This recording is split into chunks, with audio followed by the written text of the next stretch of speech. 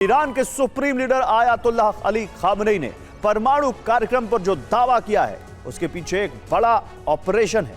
यह ऑपरेशन है pickaxe. Super prime time की ग्लोबल एक्सक्लूसिव बैनर स्टोरी में आज इसी ऑपरेशन का इन्वेस्टिगेशन किया गया, जिस यूरेनियम पर दुनिया भर में अंदेशे लगाए जा रहे हैं।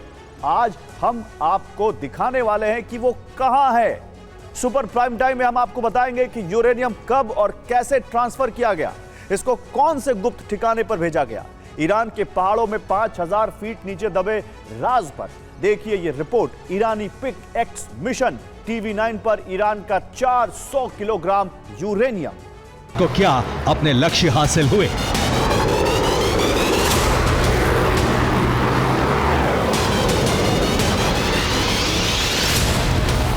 क्या इजरायली शहरों के विनाश की कीमत पर नेतन्याहू ईरान के परमाणु ठिकानों को तबाह कर पाए।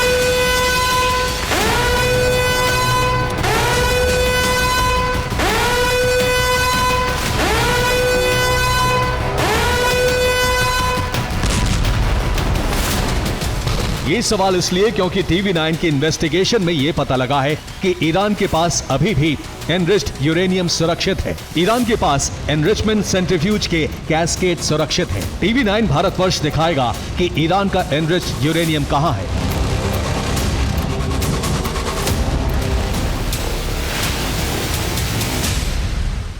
क्योंकि जो ठिकाने बर्बाद हुए हैं वहां एनरिच्ड यूरेनियम नहीं था।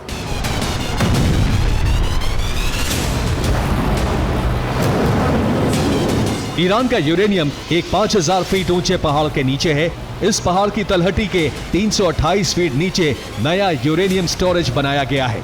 यह ठिकाना ईरान के एक परमाणु केंद्र के करीब है। यहीं 400 किलोग्राम एनरिच्ड यूरेनियम और सेंट्रीफ्यूज रखे गए हैं।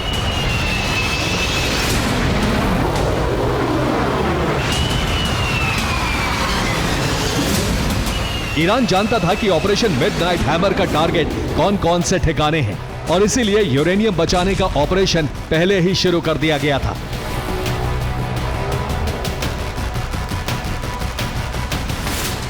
जब इजरायली मिसाइलें बरसनी शुरू हुई उससे पहले ही ईरान ने यह बंदोबस्त कर दिया था।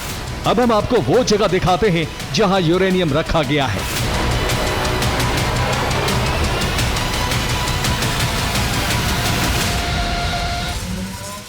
तो लाल रंग के इलाके में नजर आ रहा है, ये ईरान का नातांज परमाणु केंद्र है। यहाँ ईरान का एनरिच्ड यूरेनियम स्टोर था। इसके बराबर में जो नजर आ रहा है वो ईरान का यूरेनियम स्टोरेज ठिकाना है।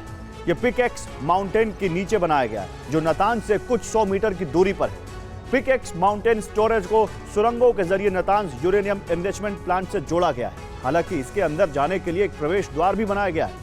पिक एक्स माउंटेन की ऊंचाई 5000 मीटर है। इसकी तलहटी में 328 फीट नीचे यूरेनियम का स्टेजिंग एरिया बनाया गया है। इसी एरिया में ईरान ने फोर्दो प्लांट से एनरिच्ड यूरेनियम लाकर रखा है।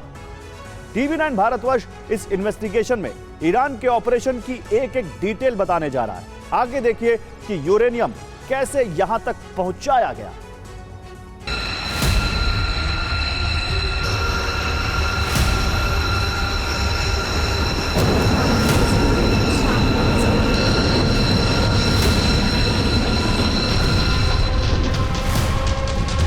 22 जून को ईरान के 3 न्यूक्लियर ठिकानों पर हमले हुए और उसके बाद सवाल उठने लगे कि ईरान को कितना नुकसान हुआ। इजरायल और अमेरिकी एजेंसियों ने शुरुआती रिपोर्ट में कहा कि नुकसान हुआ है, लेकिन कितना ये नहीं पता। अब खुद ट्रंप दावा कर रहे हैं कि सब कुछ तबाह हो गया है। ट्रंप का दावा है कि ईरान के नातांज, फोर्दो और इस्फहान ये तीनों परमाणु केंद्र तबाह हो चुके हैं। बंकर बस्टर बमों ने पूरा ढांचा और उसके अंदर मौजूद संसाधन ध्वस्त कर दिए हैं।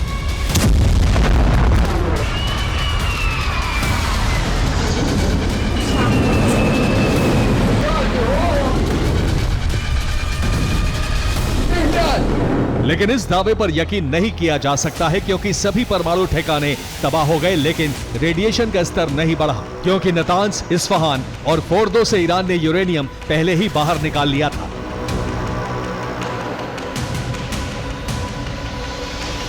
उन्नीस 20 जून की सैटेलाइट तस्वीरें इसकी तस्दीक कर रही हैं। फोर्डो न्यूक्लियर साइट ईरानी परमाणु कार्यक्रम का सबसे अहम ठिकाना था।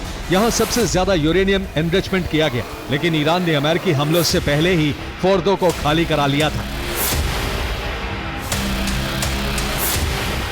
ये तस्वीर 19 जून की है। इसमें फोर्डो न्यूक्लियर एनरिचमेंट साइट पर ट्रकों की कतार नजर आ रही है। इन्हीं ट्रकों के जरिए ईरान ने यहां से अपना एनरिच्ड यूरेनियम हटा लिया है। 20 जून को भी फोर्डो सहित नतांज और इस्फहान न्यूक्लियर प्लांट पर बड़ी लॉजिस्टिक गतिविधि देखी गई थी। इसीलिए अमेरिकी हमलों से ईरान के परमाणु कार्यक्रम के ठिकाने ध्वस्त हो चुके हैं, लेकिन उसके सबसे अहम संसाधन बच गए हैं।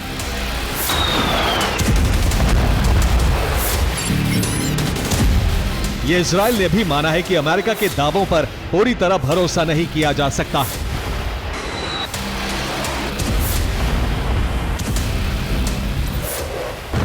इजराइल ने कहा है कि ईरान के परमाणु केंद्रों में 400 किलोग्राम हाई एनरिच्ड यूरेनियम था। तीनों ठिकानों पर अमेरिकी बॉम्बर्स ने हमले किए हैं, लेकिन यह नहीं कहा जा सकता है कि ईरान का कितना यूरेनियम नष्ट हुआ है। यह पुख्ता तौर पर नहीं कहा जा सकता है कि ईरान के पास एनरिच्ड यूरेनियम नहीं बचा है।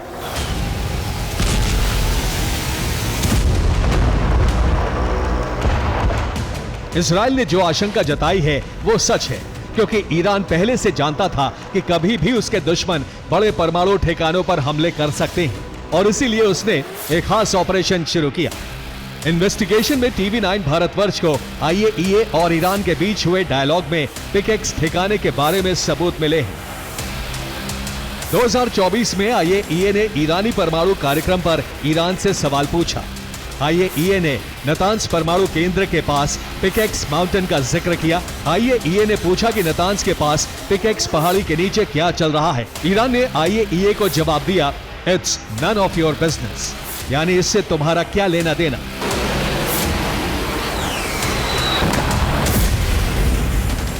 इसी लेना देना वाले जवाब में ईरानी यूरेनियम का राज छिपा है।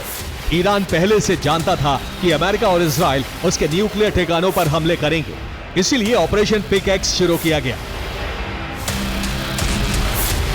2021 में नतांज न्यूक्लियर प्लांट के पास पिकेक्स माउंटेन पर खुदाई शुरू की गई। पिकेक्स माउंटेन के नीचे एक स्टोरेज फैसिलिटी बनाई गई।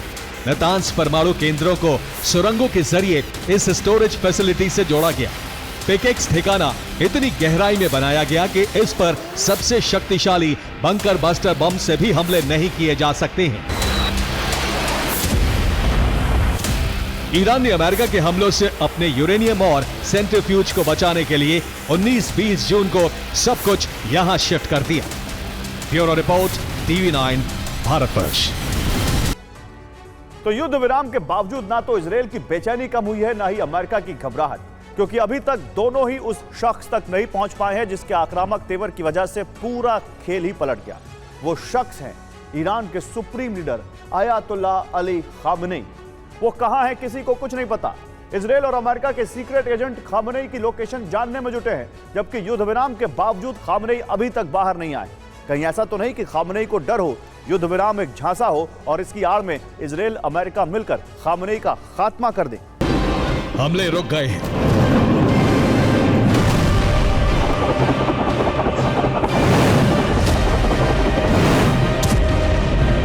लेकिन खतरा नहीं रुका है। विध्वंस थम गया है, लेकिन तबाही कभी भी शुरू हो सकती है।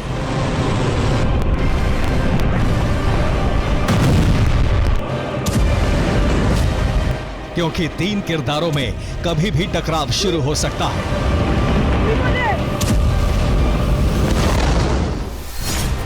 पहले किरदार हैं बेंजामिन नेतन्याहू, जो ट्रंप का फरमान मानने पर मजबूर हैं, लेकिन ईरान की तबाही का ब्लूप्रिंट बना चुके हैं। दूसरे किरदार हैं डोनाल्ड ट्रंप। ये युद्ध विराम कराने का क्रेडिट ले रहे हैं, लेकिन ईरान को धमकी दे चुके हैं कि अगर परमाणु प्रोग्राम फिर शुरू हुआ तो हमला होगा। तीसरे किरदार हैं अयातुल्लाह खामनेई, ईरान के सुप्रीम लीडर। युद्ध विराम को ईरान की जीत बता रहे हैं, साथ ही ईरान को परमाणु शक्ति बनाना चाहते हैं। बेंजामिन और ट्रंप दोनों लगातार देख भी रहे हैं, बयान भी दे रहे हैं, मीटिंग भी कर रहे हैं, लेकिन खामनेई का कुछ पता नहीं है। ऐसा कहा जा रहा है कि खामनेई ने लगातार खुफिया जगह से जंग के फरमान दिए, लगातार इजराइल पर हमलों को कमांड किया।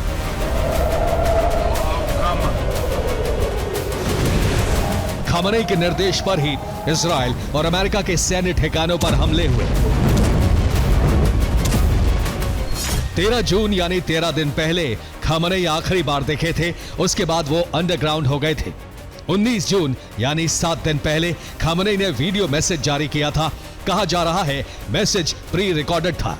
24 जून यानी 2 दिन पहले खामनेई ने टेक्स्ट मैसेज जारी किया था। युद्ध विराम के बाद पहली प्रतिक्रिया थी।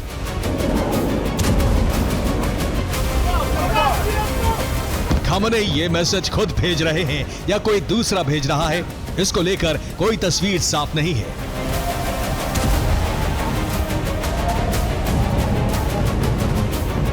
इस बीच सवाल उठ रहा है, खामनेई कहां है? खामनेई की लोकेशन क्या है? खामनेई सामने क्यों नहीं आते? क्या खामनेई को घबराहट है कि कहीं उनके बाहर आते ही उन्हें मार ना दिया जाए? कहीं ऐसा तो नहीं कि युद्ध विराम इसीलिए कराया गया हो कि खामनेई जैसे ही बाहर आए उनका खात्मा करके ईरान में सत्ता परिवर्तन करा दिया जाए? अब सबको तलाश है कि खामनेई कहां छिपे हैं।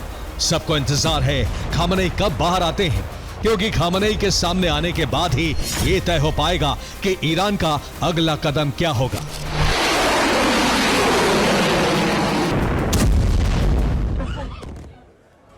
और आखिर कहां गए खामनेई, इसको लेकर लगातार कयास लग रहे हैं। 13 जून को आखिर बार खामनेई सार्वजनिक रूप से देखे गए थे। उस वक्त वो तेहरान में थे। कहा जा रहा है खामनेई ने 13 जून को लोकेशन बदली थी। उसी दिन वो तेहरान से 24 किलोमीटर दूर नार्मक जा पहुंचे। वहां परिवार समेत बंकर में छिपे रहे। बताया जा रहा है कि नार्मक के बाद वो 316 किलोमीटर दूर लाहिजन में जा पहुंचे, जो अजोव सागर के पास ईरान का आखिरी शहर है। यहां भी वो बंकर से सेना को फरमान जारी कर रहे थे। ऐसी भी खबरें हैं कि लाहिजन से अजोव सागर के रास्ते 890 किलोमीटर दूर रूस के शहर दागिस्तान सबमरीन से जा पहुंचे। बताया जा रहा है कि उनके साथ पूरा परिवार भी है। अब वहीं से सेना और अधिकारियों के संपर्क में है।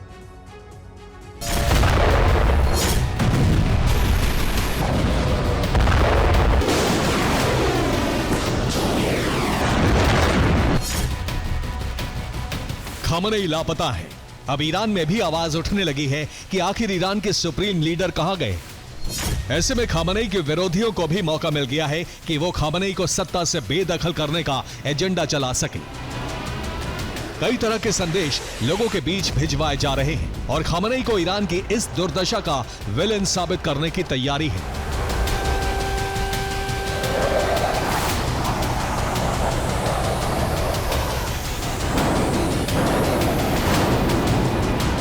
लेकिन जैसे ही एजेंडा आगे बढ़ता, वैसे ही खामनेई का एक बार फिर से वीडियो संदेश सामने आ गया, जिसमें कई अहम बातें कही गई हैं।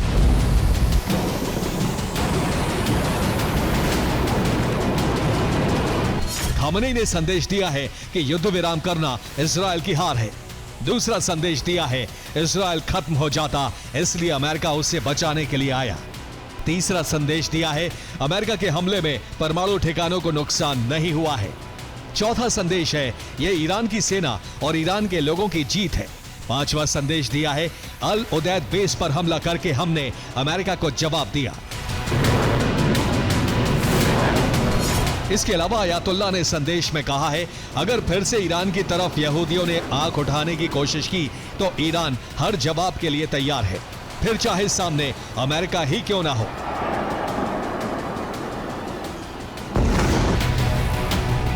खामनेई के संदेश से कई तस्वीरें साफ हुई हैं कि ईरान ना झुका है, ना ही आगे झुकने के लिए तैयार है। युद्ध विराम अगर टूटता है तो ईरान फिर से मिसाइल स्ट्राइक कर सकता है। इस बीच सवाल है कि खामनेई कब बाहर आएंगे, कब लोगों से मिलेंगे? क्या खामनेई कभी सामने आकर इजराइल को ललकार पाएंगे या हत्या के डर से बंकर से ही जोशीले संदेश भिजवाते रहेंगे?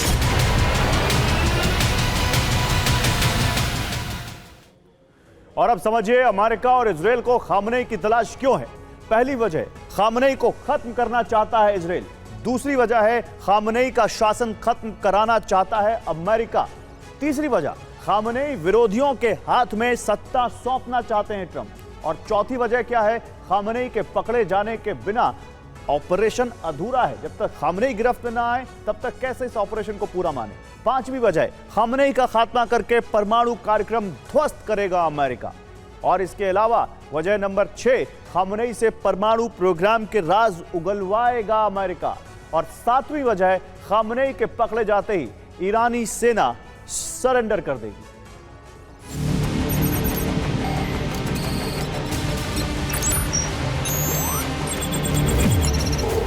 मोसाद को खामनेई की तलाश है,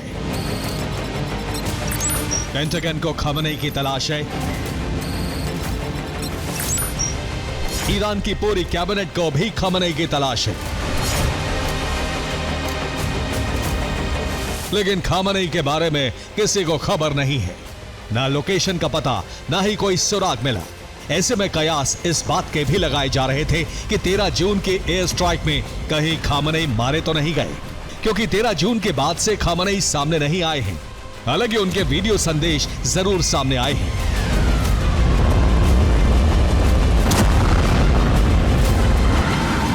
जबकि इससे पहले ईरान में 14 न्यूक्लियर साइंटिस्ट मारे जा चुके हैं, 20 ईरानी कमांडर का खात्मा हो गया। अब खतरा टॉप लीडरशिप और खामनेई के परिवार पर है। यह खुलासा ईरान में पकड़े गए मोसाद के एजेंट से हुआ है। अभी तक ईरान में 1000 से ज्यादा लोगों की गिरफ्तारी हो चुकी है, जिन्हें मोसाद का एजेंट माना जा रहा है। ऐसे कयास हैं कि इन्हीं मोसाद एजेंट के जिम्मे खामनेई और उनके करीबियों के कत्ल का जिम्मा था। टॉप लीडरशिप को खत्म करना था। इन्हीं के इनपुट पर टारगेटेड अटैक करके इजराइल ने साइंटिस्ट और कमांडर मार गिराए। शायद इसी वजह से अयातुल्ला खामनेई बाहर नहीं आ रहे हैं। जब तक हालात सामान्य नहीं हो जाते और अपने खिलाफ उठती विरोधियों की आवाज को दबा नहीं दिया जाता, तब तक खामनेई बाहर नहीं आने वाले और न ही इजराइल को खामनेई के खात्मे का मौका मिलेगा। Bureau report, TV9 Bharatvarsh. 25 फरवरी को नेटो की समिट में अमेरिका के राष्ट्रपति डोनाल्ड ट्रंप ने जो कुछ कहा, उसने एक बार फिर से इजरायल और ईरान में महायुद्ध की आशंका को जन्म दे दिया है। ट्रंप ने कहा है कि इजरायल और ईरान जल्द ही फिर से जंग में उतर सकते हैं। सवाल यही है कि आखिर ट्रंप ने ऐसा क्यों कहा? क्या ईरान में इजरायल और अमेरिका का लक्ष्य पूरा नहीं हुआ है, इसीलिए इजरायल और अमेरिका फिर से ईरान पर हमला करेंगे? क्या इस हमले की तैयारी करने के लिए ट्रंप ने सीज फायर की घोषणा की है? Can it start again? I guess someday it can. It could maybe start soon. Can it start again? I guess someday it can. It could maybe start soon. 25 जून 2025। इसी तारीख को America के राष्ट्रपति Donald Trump ने NATO अधिवेशन के मंच से बड़ा बयान दिया। ट्रंप ने कहा, इजरायल और ईरान में जल्द ही फिर से युद्ध शुरू हो सकता है।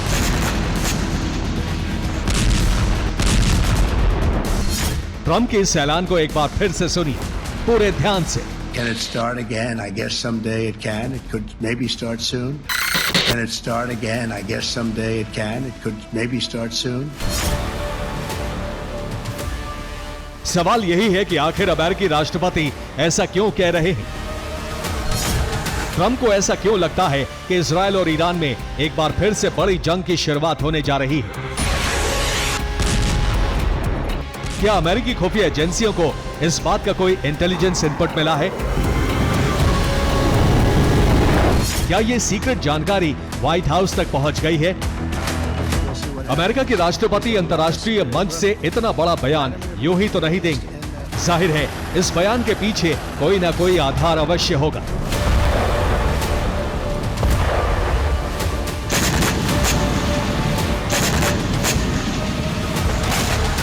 ट्रंप के इस बयान के बाद दुनिया के बड़े रक्षा विशेषज्ञों का मानना है कि इजरायल और ईरान में युद्ध विराम हुआ है, वो असल में एक अल्प विराम है।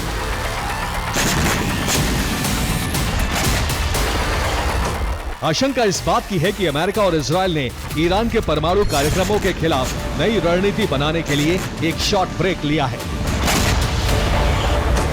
इस बात की आशंका इसलिए भी बढ़ गई है क्योंकि इजरायल और अमेरिका का ईरान में जो लक्ष्य था वो पूरा नहीं हुआ।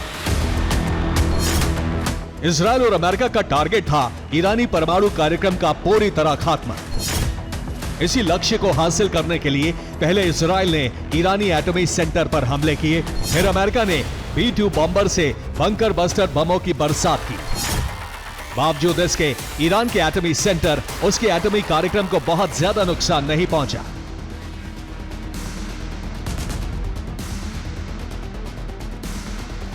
अमेरिका और इजराइल तब तक चैन की सांस नहीं ले सकते हैं जब तक ईरान का परमाणु कार्यक्रम सुरक्षित है। ऐसे में आशंका इस बात की है कि ईरान के परमाणु प्रोग्राम को खत्म करने के लिए फिर से हमले की तैयारी हो रही है।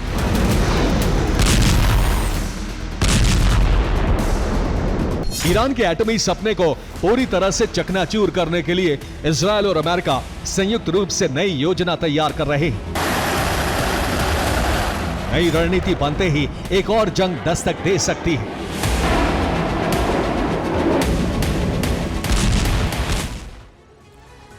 और अल्प विराम के बाद महाकोहराम छिड़ने की संभावना क्यों है, जरा अब इसको समझिए। दरअसल ईरान के ज्यादातर अहम परमाणु केंद्र जमीन में 300 फीट नीचे हैं और यही वजह है कि कई बार हमला करने के बाद इजराइल और अमेरिका को ज्यादा कामयाबी नहीं मिली।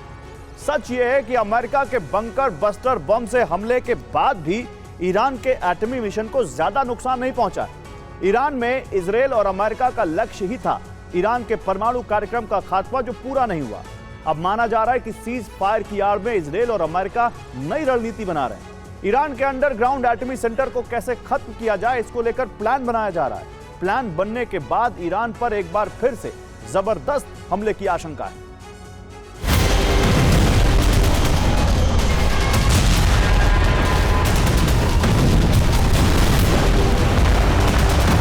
अमेरिकी हमले के बाद से ईरान कह रहा है कि उसका परमाणु कार्यक्रम पूरी तरह सुरक्षित है। उसने अपने संवर्धित यूरेनियम पहले ही दूसरी सुरक्षित जगह पर पहुंचा दिए थे, ऐसी लोकेशन पर जिसकी जानकारी ना तो इजरायली खुफिया एजेंसी मोसाद को है और ना ही अमेरिकी इंटेलिजेंस एजेंसी CIA को।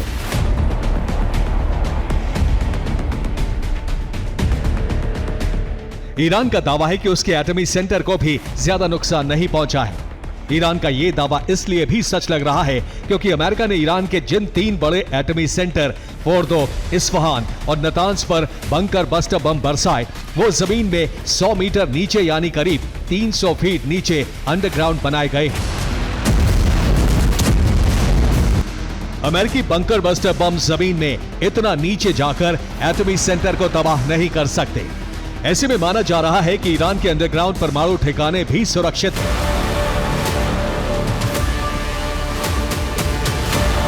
مراکز هسته‌ای ما حمله کردند که البته این در خور پیگیری جزایی در دادگاهی بینید।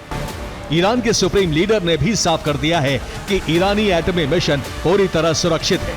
इतना ही नहीं, इजराइल ने ईरान के जिन बड़े सैन्य अफसरों को मारने का दावा किया था उनमें से ज्यादातर जिंदा हैं।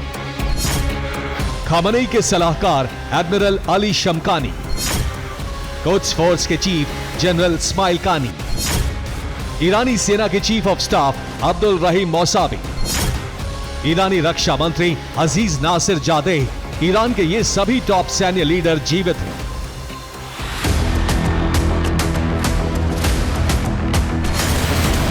इसका मतलब यह हुआ कि इजराइल ना तो ईरान के एटमी मिशन को समाप्त कर पाया और ना ही ईरानी टॉप जनरल के खात्मे का लक्ष्य ही हासिल कर सका।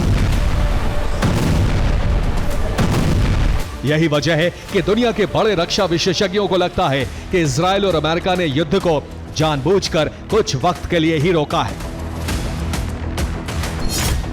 सीज फायर की आड़ में इजराइल और अमेरिका उस सीक्रेट लोकेशन की जानकारी जुटाने की कोशिश करेंगे जहां ईरान ने अपने संवर्धित यूरेनियम शिफ्ट किए हैं। इतना ही नहीं, इस दौरान ईरान के अंडरग्राउंड एटमी सेंटर को तबाह करने की नई तकनीक भी तलाशी जा सकती है। माना जा रहा है कि इस तैयारी में जितना वक्त लगेगा उतने दिन के लिए ही सीज फायर रहेगा।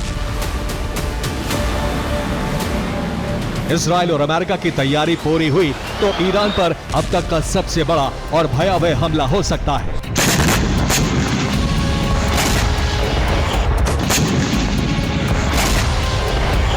इजराइल और अमेरिका ने किसी बड़े षड्यंत्र के कारण ही युद्ध विराम किया है, इस बात का शक ईरान को भी है। यही वजह है कि अब ईरान भी चौकन्ना हो गया है। जो ईरान अब तक ये कह रहा था कि उसके परमाणु मिशन को बहुत ज्यादा नुकसान नहीं पहुंचा है, वो अब टीवी पर आकर कह रहा है कि इजराइल और अमेरिका के हमले में ईरानी परमाणु कार्यक्रम को बहुत ज्यादा नुकसान पहुंचा है।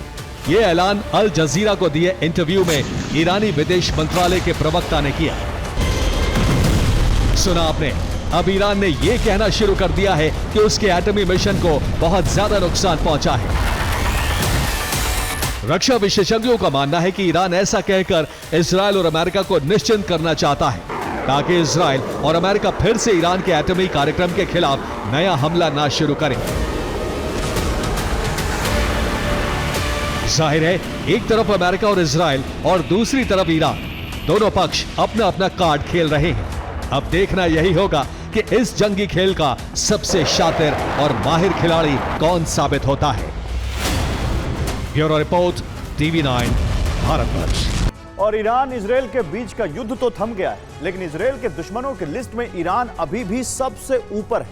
अब बारूद का इस्तेमाल भले ही ना हो, लेकिन ईरान पर नजर रखने और वक्त आते उसे सबक सिखाने का अभियान थमने वाला नहीं। इजरायल का खुफिया मिशन ईरान में जारी रहेगा। मोसाद प्रमुख ने इसका ऐलान करते हुए ईरान को खुली चुनौती दी। मोसाद प्रमुख के मुताबिक इस बार ऑपरेशन में मोसाद की वजह से ही इजरायल ईरान से हर मोर्चे पर 2 कदम आगे रहा।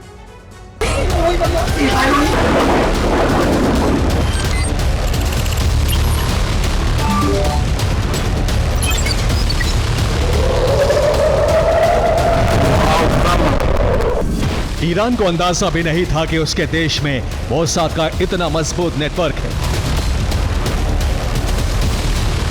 खमेनी तब हैरान रह गए जब अचानक सैन्य ठिकानों पर हमले हुए।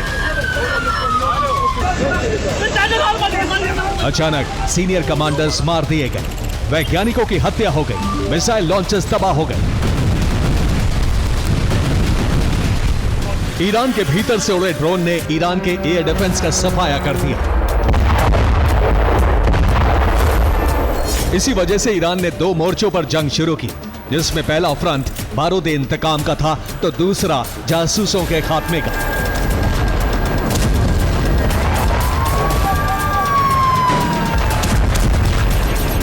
ईरान का दावा है कि इजरायल की खुफिया एजेंसी मोसाद और अमेरिकी खुफिया एजेंसी CIA के खिलाफ अभियान शुरू किया गया।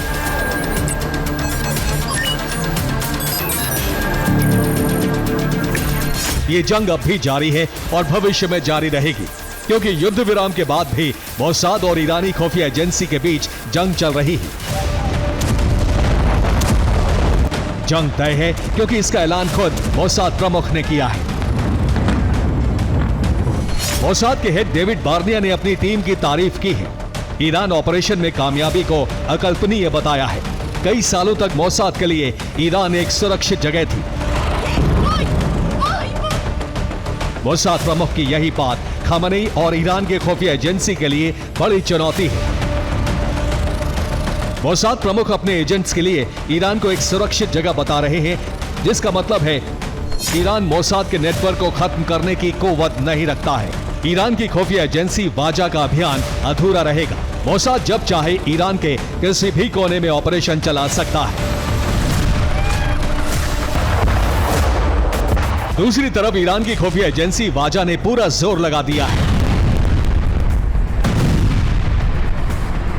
ईरान में मोसाद के नेटवर्क को खंगाला जा रहा है, ताबड़तोड़ गिरफ्तारियां हो रही हैं। ईरान में अब तक 700 लोगों की गिरफ्तारी हो चुकी है। 3 लोगों को ईरान में फांसी की सजा दी गई है। ईरान में युद्ध विराम के बाद भी छापेमारी की जा रही है। ईरान से आ रही रिपोर्ट के मुताबिक मोसाद से जुड़े लोगों के पकड़े जाने के बाद कई सुराग मिले हैं, जिसके बाद से छापेमारी जारी है और कई लोगों को पकड़ा जा चुका है। इजराइल की तरफ से यह वीडियो जारी किया गया है। इस वीडियो से दावा है कि ईरान के भीतर कमांडो कार्रवाई भी की गई थी। वीडियो से दावा है कि इसी तरह से ईरान में बैलिस्टिक मिसाइल अड्डों को तबाह किया गया और एयर डिफेंस सिस्टम को निशाना बनाया गया। मोसाद प्रमुख ने अमेरिकी एजेंसी CIA को धन्यवाद दिया है, क्योंकि ईरान में ऑपरेशन चलाने में CIA ने मोसाद की मदद की थी। इसके अलावा IDF की अपनी इंटेलिजेंस भी थी, जिसने इजराइल में ऑपरेशन चलाया।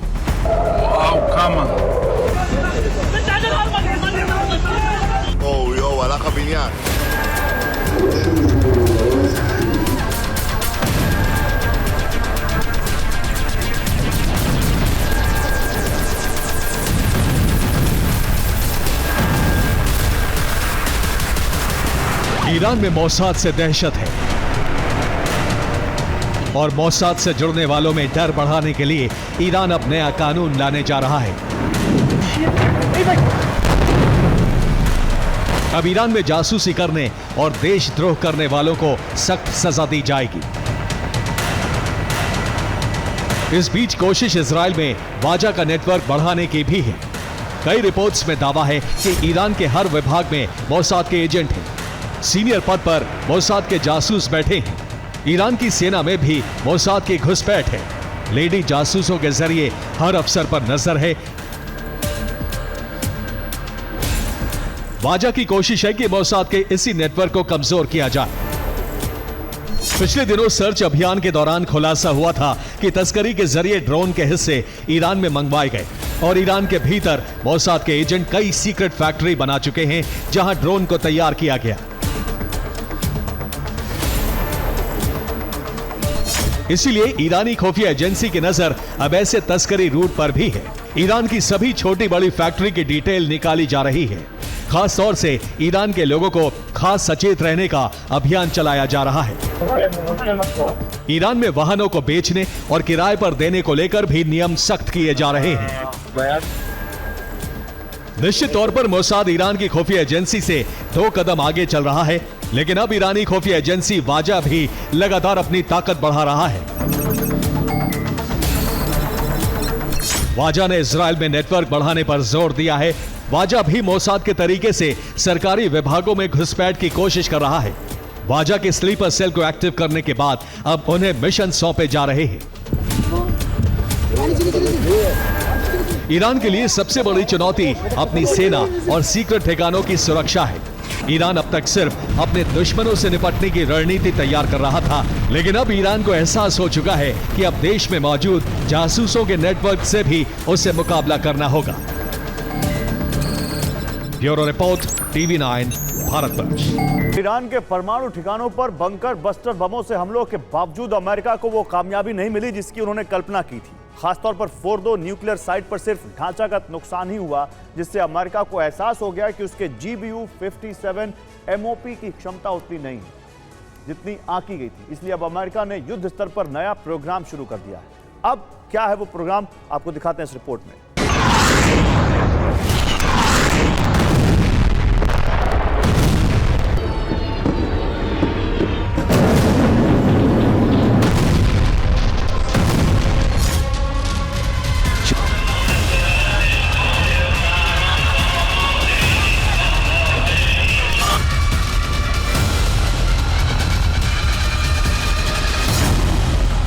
ईरान पर हमले के बाद संघर्ष विराम के ऐलान से जितनी हलचल अमेरिकी कमांड सेंटर पेंटागन में नहीं दिखी, उससे ज्यादा हलचल सिर्फ इस आकलन पर मची है कि ईरान को नुकसान क्या हुआ।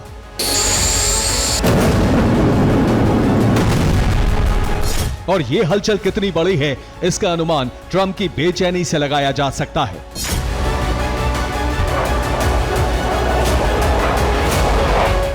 ट्रंप इस बात से ज्यादा बेचैन है कि जिस बंकर बस्टर बमों का इस्तेमाल ईरान में किया गया, उससे ईरानी न्यूक्लियर सेंटर बच कैसे गए। इस सवाल का जवाब ढूंढने पर अमेरिकी सेना को पहले तो और भी खतरनाक बंकर बस्टर बम की जरूरत महसूस हुई और दूसरी जरूरत महसूस हुई हाइपरसोनिक हथियार की। हालांकि हाइपरसोनिक हथियार की जरूरत अमेरिका में पहले से ही थी, लेकिन सवाल और भी खतरनाक बंकर बस्टर बम की जरूरत पर है।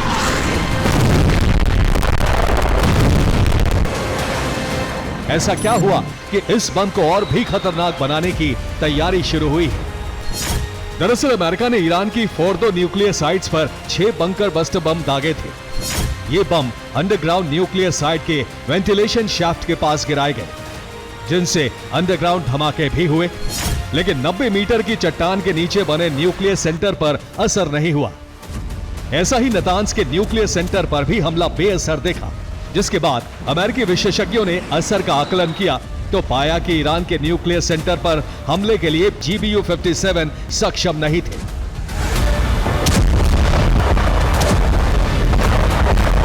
विशेषज्ञों ने माना कि पहली बार इस्तेमाल किए गए GBU-57 मैसिव ऑर्डिनेंस पेनिट्रेटर सिर्फ 60 मीटर तक ही जमीन में प्रवेश कर सके, यानी अमेरिकी बंकर बस्टर बम सिर्फ 200 फीट तक हमले में ही सक्षम रहे।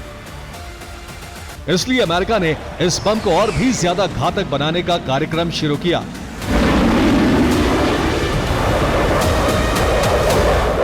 जिसे बहुत तेजी से आगे बढ़ाया जा रहा है।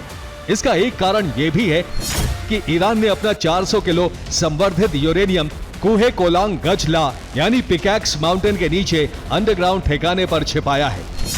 इस चोटी की ऊंचाई ही 5000 फीट है और इसका भूमिगत सेंटर 328 फीट नीचे है, जहां तक मौजूदा GBU-57 बंकर बस्टर बम का पहुंचना नामुमकिन है।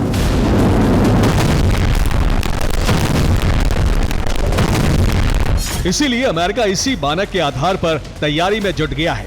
हालांकि ये बम कैसे होंगे, क्षमता क्या होगी, इसके बारे में अभी तक कोई जानकारी नहीं है। लेकिन ये जानकारी जारी कर दी गई है कि अमेरिका ने नए बंकर बस्टर बम के लिए नेक्स्ट जनरेशन पेनिट्रेटर प्रोग्राम शुरू कर दिया है, जिसमें स्टैंड ऑफ स्ट्राइकर क्षमता के लिए रॉकेट बूस्टर भी फिट किया जा सकता है, जो किसी भी वातावरण में सटीक हमलों की क्षमता के साथ बनाया जाएगा। और इससे भी ज्यादा अहम बात यह है कि अमेरिका जिस नए बंकर बस्टर बम को बना रहा है वो B-21 रेडर बॉम्बर के साथ उड़ान भरेगा।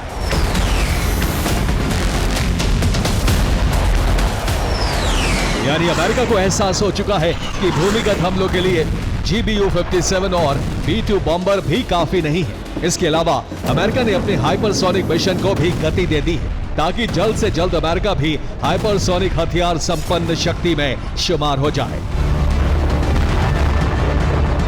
Bureau report, TV9 Bharatvarsh.